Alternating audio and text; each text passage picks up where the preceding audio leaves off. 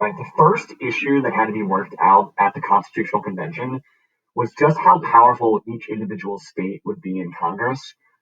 Remember, under the Articles of Confederation system, each state had one vote, regardless of the size of your state. So this is one of the first important issues to come up. So no surprise if the dispute is how much power should each state have.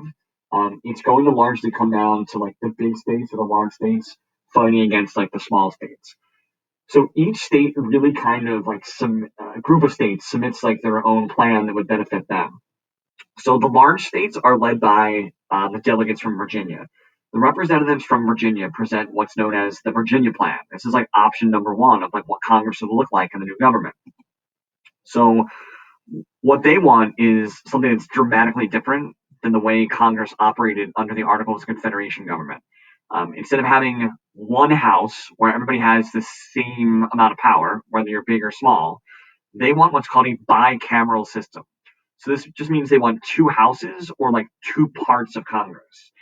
But to benefit them the most, they would like both of these houses to be based on a state's population, which means the larger the state, the more representatives you get. So this would be a huge advantage for the big states, and it'd be very different than the way Congress operated under the Articles of Confederation system. No surprise, the small states are not happy at all with sort of this proposal. So they band together and they propose a response called the New Jersey Plan because it's proposed by representatives from New Jersey, a relatively small state. They just want to keep it the way it has been, right? One house, which is called a unicameral system. This is the way it was under the Articles of Confederation. And regardless of how big or how small you are, every state gets one vote. So they don't want to fix this. They want to keep it the way it is. It's not a problem for them because it's giving them just as much power as the big states. So you'll notice there is some room for negotiation in the middle. Representatives from Connecticut end up coming up with a compromise that makes both groups happy, like the large states and the small states.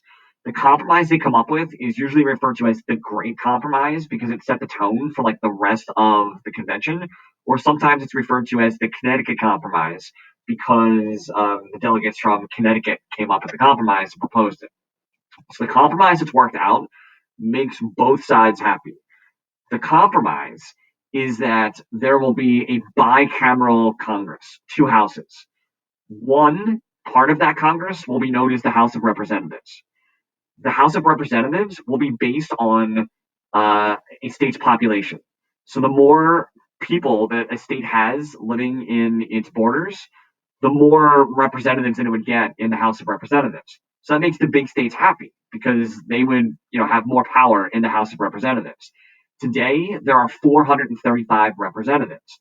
The bigger states like California and Texas have the most. Like California's got more than 50 of the 435 representatives, where like Wyoming has one of the 435, right? So the big states have a huge advantage. But to make the small states go along with this, they also proposed a second house of Congress called the Senate, where in the Senate, every state gets two votes regardless of the size of your state. So today there's 50 states, each state has two senators, that's 100 total senators. So it doesn't matter if you're tiny Wyoming, you get two senators. It doesn't matter if you're big old California, you get two senators. And this is essentially where the small states can band together and they can fight for like their own interests. So the Great Compromise establishes our Congress today, which is made up of the House of Representatives, which makes the big states happy, and the Senate, which makes the small states happy. So again, Congress is made up of 535 total people today, 435 in the House, 100 in the Senate.